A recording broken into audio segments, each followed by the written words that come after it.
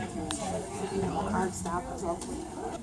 this lunch and learn, for those of you that may not know me, I'm Dr. Smith. I'm GP, usually in GPG 5 for the cool kids that are in 5. All right, so Dr. Darwin Hayes is a national leader in postgraduate advanced dental education and training. He's the program director at Bronx, Lebanon, which is the second largest general practice residency in the United States.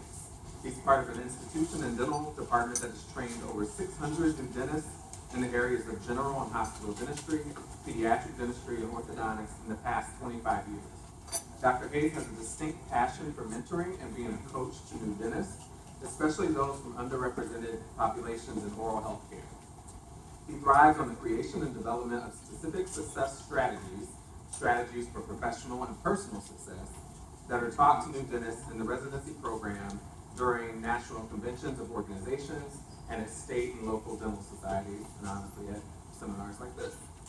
His upcoming book, The New Dentist Playbook, Fast Track to Future Smiles, 21 Professional and Personal Development Strategies for Your Success, and identifies these innovative strategies and is shared on his YouTube channel and via social media, which he's going to give you all that information in a bit, and his weekly New Dentist blog, Dr. Darwin Speaks.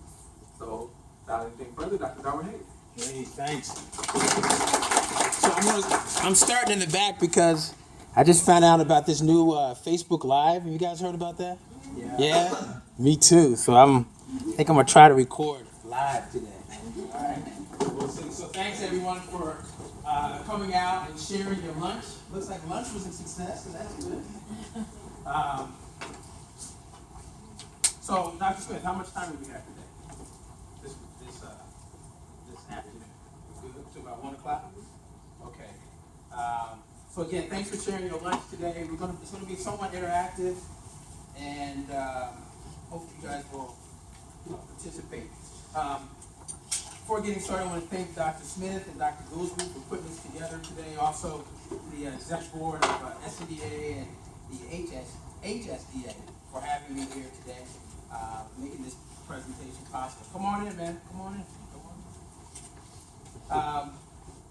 So we're going to start off with a story. All right. Can everyone hear me okay? Yeah? Smaller class. Perfect. I was just at University of Maryland last week, and it's like a classroom of like 140, 150, so a little bit bigger than this one. So, tell you a story. All right, so there was this kid from New Jersey that was the only child that loved sports, loved art. All right? He was a state champion sprinter and went to college as an architect major and was a member of the men's track and field team there. After graduating, he worked in D.C. as a project manager for several major construction companies in the area. But something was missing career-wise. Something was missing. After attending a family reunion and listening to his favorite uncle speak at the reunion, he discovered a new calling for himself, career-wise. The family-owned business that was on the horizon. A family-owned business was on the horizon. His family was in the oral health and smile makeover business, and dentistry was going to be his new career path. All right. So he attended dental school. After school, he did a residency, and after a residency, he became a part of. He joined the military. Was a military dental officer in the Air Force. Obtained the rank of captain and served in areas like Las Vegas, South Korea, and then also in D.C. at the Pentagon. Afterwards, he moved to Houston, Texas, and became an associate in an office where he was mentored, had a great mentor, and that office was doing about $3 to $4 million annually in dental revenue. He had a staff of over 20 people. And at the time, the office was the #1 provider of Invisalign. You guys heard of Invisalign before, right? This was the time that Invisalign was really only open to orthodontists, not GPs. So the office was the #1 provider of Invisalign throughout the country. This kid from New Jersey acquired a lot of knowledge and a lot of information. He eventually left Houston, went to LA, opened up his first office in LA, in the Burbank area, which is like the center of entertainment, mecca of the world, right? He served as the personal dentist and oral health consultant to a couple of celebrity clients.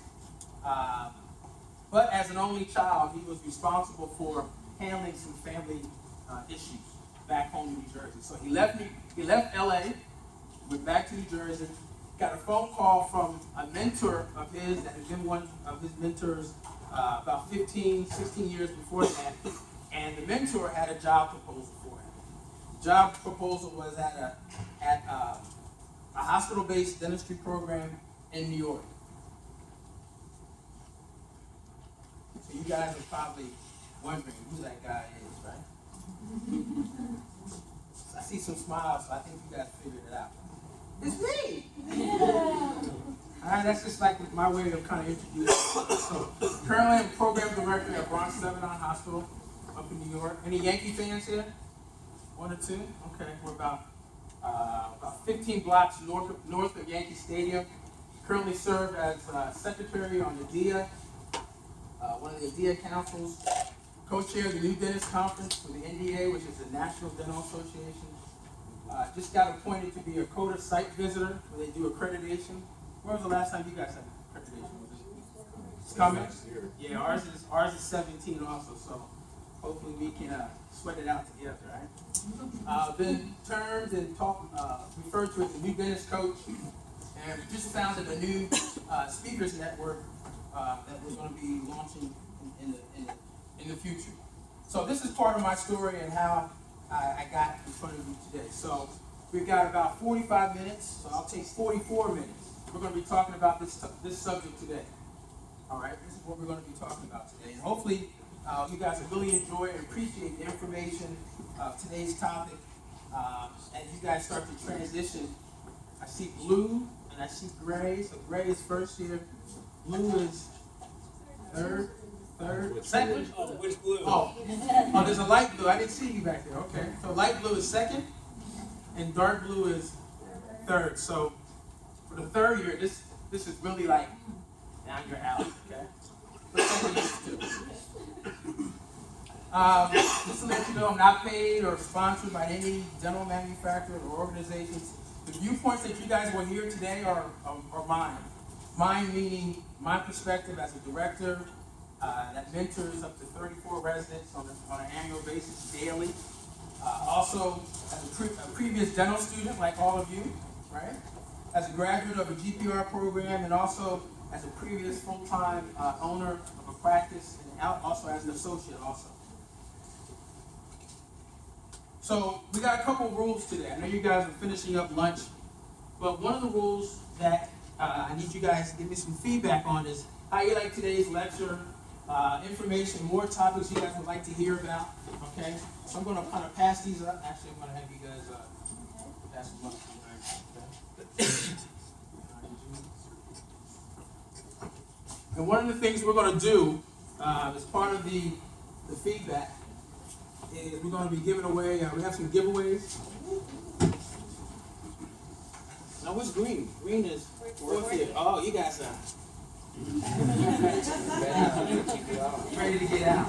So one of the things for exchange for your feedback today, we're going to be doing a couple giveaways. One giveaway is everyone's going to get a copy of a free report, 7 Mistakes Made by New Dentists. All right? And then additionally, we're going to be giving away a $25 gift card. That will give away.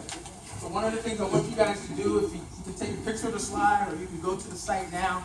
If you would, you could go to the site, put your information in, your name, your email. If you want to put your cell number in, that's fine. So that way, when we announce the winner, we can have you notified. All right.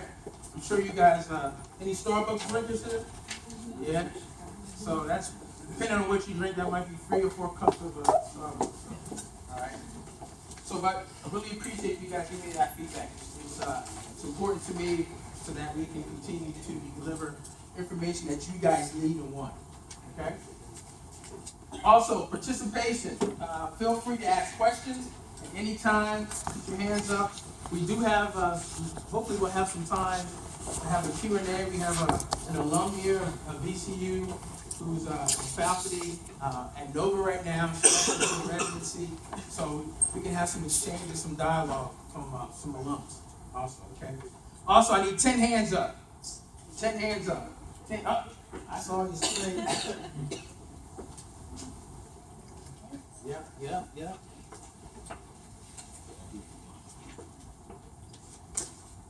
This is trying to hide. Inside here. Who else had their hand up? Blue? Second year, right? Second year. I need a couple more people. I need 2 more people. 1, 2. Cool. HIPAA. Can't tell you. HIPAA. We'll talk later. I'll come after that. Yeah, we'll come since we're live. Yeah. One of which you may see later on if you stay. Okay. So those of you that got those handouts, when you see your number up on the screen, I need you guys to stand up and state your name. Right, you guys are going to help me do the lecture today. You guys didn't know you were going to keep working, huh? All right, so the purpose and objective today is to discuss and identify the 9 reasons why postgrad residency training is not optional. You guys are going to learn how that training impacts and influences your professional career and development. You're going to discover a way that can boost your credentials and uniqueness as a specialty candidate. We got some people that are interested in going into specialty programs. Yes, show a hand. On the side. Okay. So we'll talk about how that can couple of techniques that can help with that process, and also for those that are going into general practice. To get you guys really thinking and making a decision about doing a residency. And then also the purpose, again, I'm just here to help and guide and be a source of information for you. All right, so anybody know who this is? Yeah? Who is this? Usain Bolt? So for those of you that don't know, he's supposed to be the fastest man on earth, right? All right, so who is this guy?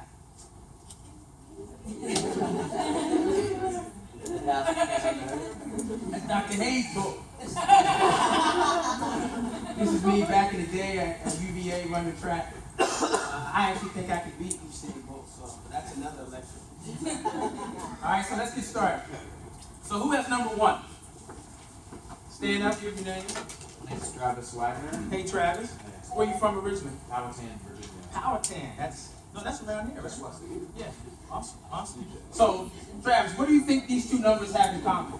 8. The number 8 and 300,000. I don't know. Anyone help Travis? Even. They're even? Yeah, they're even. Anyone else help Travis?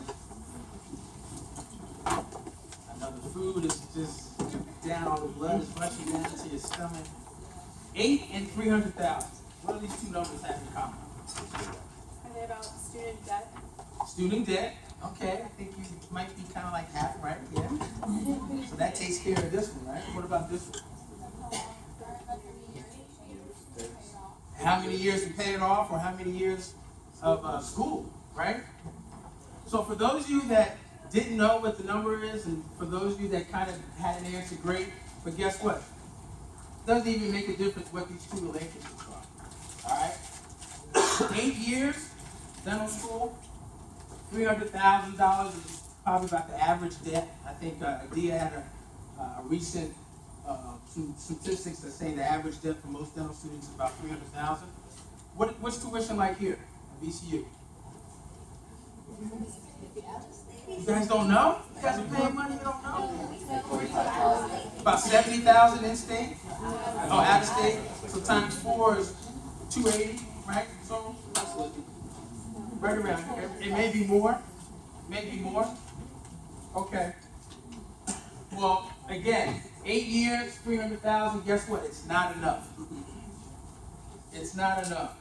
Even after 8 years of schooling and $300,000 of educational debt, it's not enough. And the reason why it's not enough is because at some point you're still going to need time, and more money to invest and take part of what we do in dentistry, which is lifelong learning. All right. If you were to ask, I think Dr. Smith, Dr. Goolsby, been in private practice, Dr. Gaines, if you would ask any of us that have been in private practice, they would tell you that they're still spending time, still spending money on some part of continuing education, whether it's for licensing, for the license for the state of or Commonwealth of Virginia, or anything else. And that's what you all will be as a new dentist. You guys are going to be perpetual learners throughout your career. All right? I think this quote actually says it all. Learning is never cumulative. It's a movement of knowing which has no beginning and no end. No beginning and no end. So again, constantly learning, constantly getting exposure, constantly spending time after graduation for to be successful in this profession. So that's one reason to do a residency. All right, number two. Who has number two? Number two. Hey, number two. What's your name?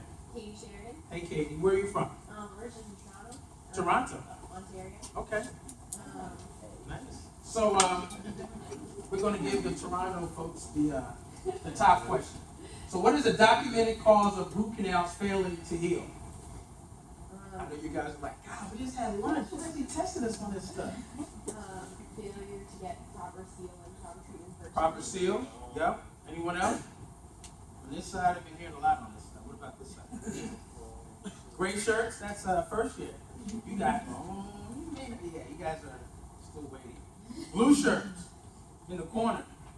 Oh, green shirts. Green shirts. This is fourth year. Come on, guys. What do you guys think? What's the documented cause of root canals? Failed to diagnosis. It might be perio. Maybe perio, right? All right. I'm going to share with you this information from a colleague of mine who's a board certified endodontist. All right, so listen up. So the cellulose fibers present in paper points, may dislodge or be pushed into the periradicular tissues, causing the persistence of a periradicular lesion. This component of the plant cell wall is not digested by man nor the body's defense cells. Thus, this cellulose remains a long time and can induce what is called a foreign body giant cell response, or even sustain the lesion. Also, the paper points can carry microorganisms into the root canal and down into the tissues, the periradicular tissues. So a best practice is to make sure that you use sterile paper point packs and only dry to working length, not beyond. Not beyond. Who knew this? Put my hand down. I had no idea. I've been practicing almost 20 years. I had no idea. All right, no idea. But my point in mentioning this is the fact that lots of times as a new dentist, you don't know what you don't know until you come up with a situation where you realize, oh, I don't know it. Right? That happens. It's probably happening right now, right? You don't know what you don't know. And there's going to be other situations like this in your career. But the goal of doing a residency is to lessen those chances later on in your career and give you the opportunity to explore, to learn, maybe make some mistakes where it's not as crucial if you're out in private practice and everything else. Not to say that you're supposed to make a lot of mistakes, but at least this gives you the opportunity to discover some of the things that you don't necessarily know. And this is what you do in a residency. All right, you get to learn. Number 3. Who has number 3? I do. Hey. Hi. My name is Alyssa Franklin. Hey, Alyssa. Where are you from? I'm from here. From here? From Richmond? Okay. Are you planning on leaving Richmond when you leave? I mean, when Yes, you graduate? a little. Awesome. Your family is from this area too? Have you seen this movie before? Oh, Sorry. everyone in Richmond's seen this movie. Yeah? Who's seen this movie before? Yeah? All right. Blonde hair. I'm sorry, I got called one.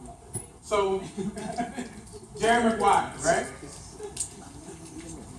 So there's a scene in Jerry Maguire where this guy, for those of you that haven't seen this movie before, it's a favorite of mine. There's a scene where this is a football player being played by Cuba Gooding Jr. And he's being touted or recruited by an agent. All right, by an agent who wants to sign in and help him, but the player is not convinced that the guy will do whatever it takes to sign him and follow him and everything else. All right, so he's talking to him on the phone. He's like, Jerry, you don't understand me. You're not listening to me. You're not interested in me. You just want me to sign you because of my potential and get money. So the agent is played by Tom Cruise.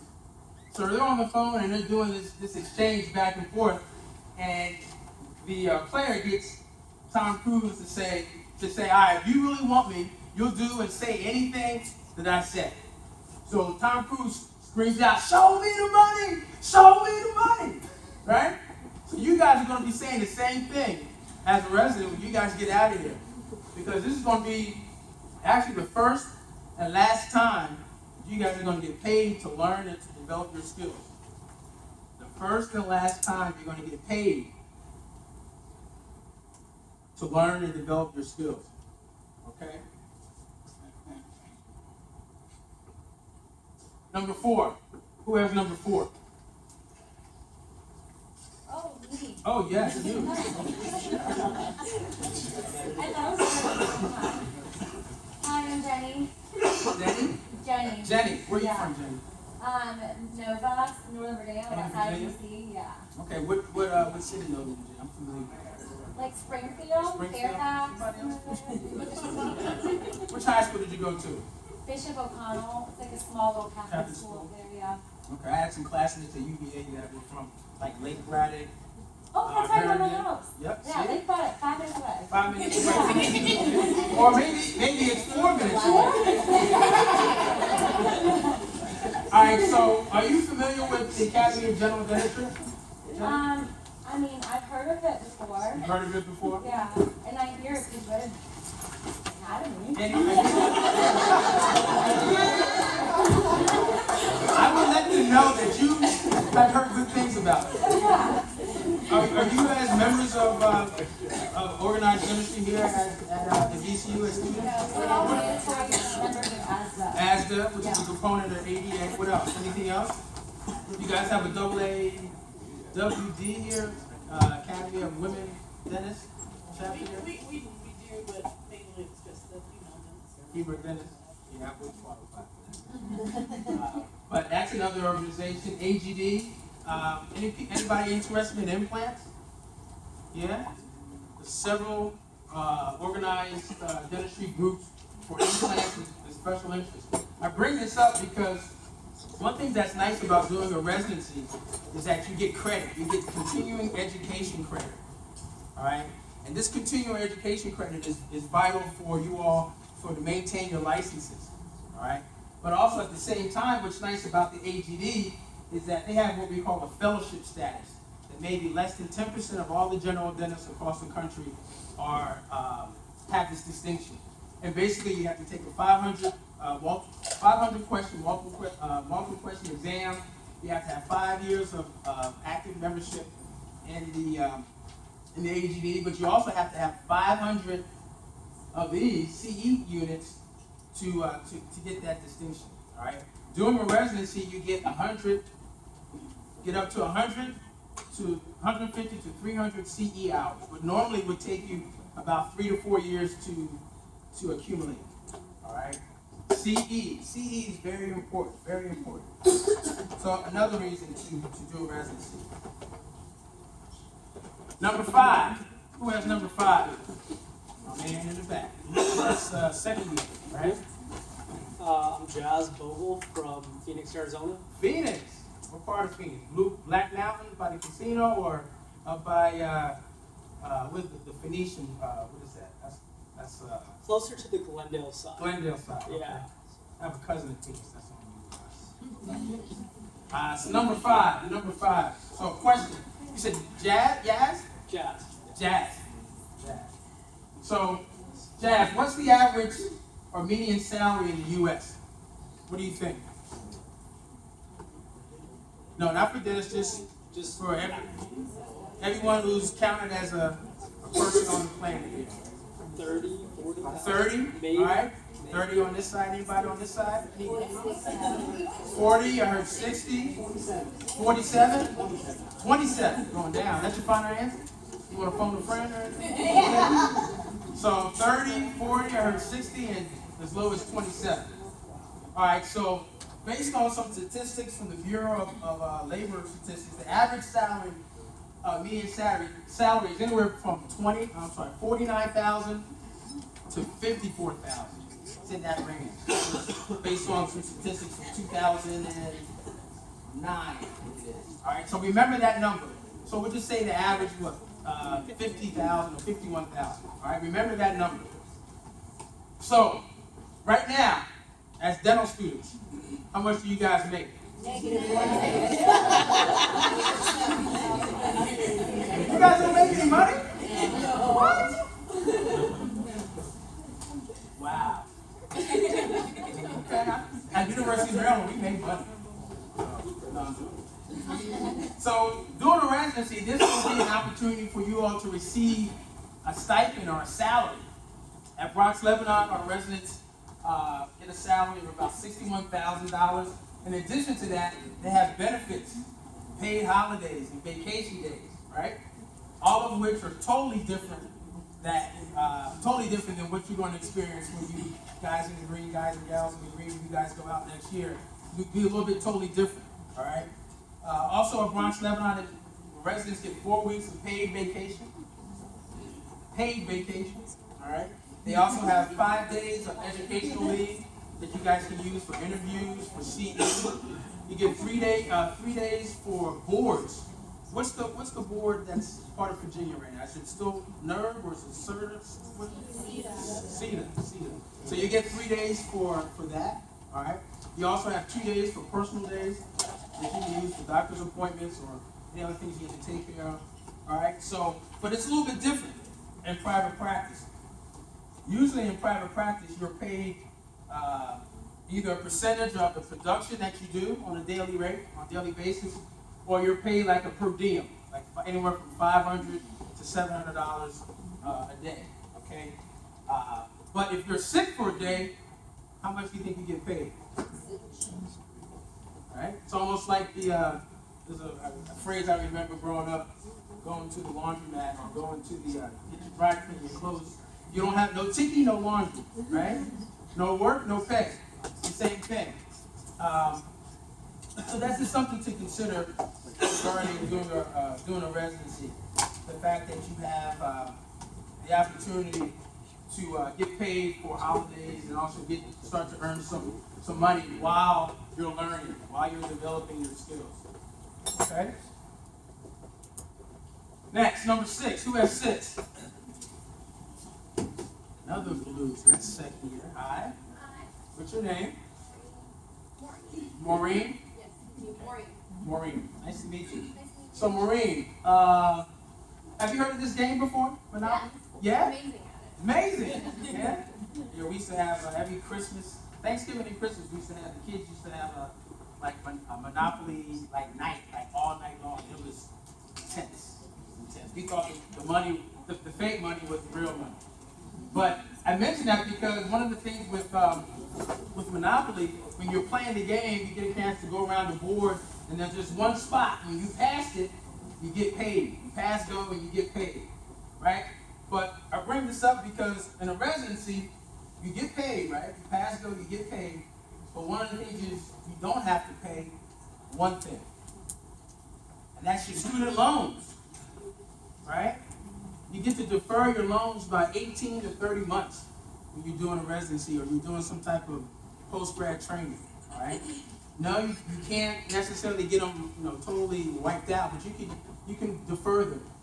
And what's nice about, at least where I am at Bronx, Lebanon, we have people that come in and talk to you about loan repayment options. We actually have some attendings that get a 6-figure salary, but because of our clinics and where we are and the fact that they are federal qualified health centers, They also, if they are part of this program, a loan repayment program for faculty, where the government also pays them up to like $30,000 or $40,000 towards their student loans. All right. So over a 3-year period, 40,000 times 3, 120. It's not a lot, but it's much more than what you have to. It's much less than what you have to pay afterwards. All right. So as you guys are going out and looking for practice opportunities, you guys should be looking for options where you can reduce your debt and reduce your debt. Plus, it gives you some time doing a residency. It gives you some time to really think about how you're going to transition after residency without having to be worried about, someone in your pocket. You have to pay out that money for your loans. Eventually, you will have to pay it out, but at least you get the opportunity to learn about some options and to help you reduce your debt. Okay. Number 7. Who has number 7? Hand up, state your name.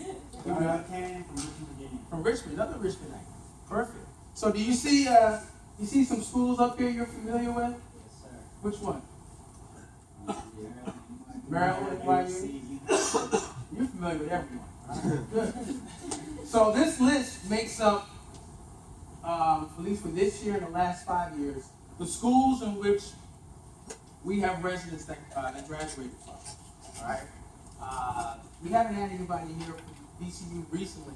We had someone, senior class, Amanda somebody, that applied. And had a couple other people apply, and I think they ended up staying here in Virginia. But this is basically a composite of all of the residents and where they come from. All right. One thing that's nice about a residency is you get a chance to network and work with students and other dentists from different parts of the world, from different schools, diverse backgrounds. All right, we've got residents from Canada, University of Montreal. We've got some from Puerto Rico. We also have some international students that were actually dentists in India, Egypt, a couple other places that come to the U.S., do school, and then come and do a residency. So they have a lot of experience, a lot of training, all of which you guys get a chance to network and collaborate with. Additionally, you get a chance to get some mentorship from faculty, very similar to what you guys get here, but a little bit more attention. Probably a little bit more attention, depending on which faculty. I know if you're working with Dr. Smith, you get a lot of attention, right? We'll talk about that afterwards too. But you get one-on-one mentorship through experienced faculty that are here. Guys, this is very valuable, very valuable for you all to help you jumpstart your careers as you transition into private practice or into specialty.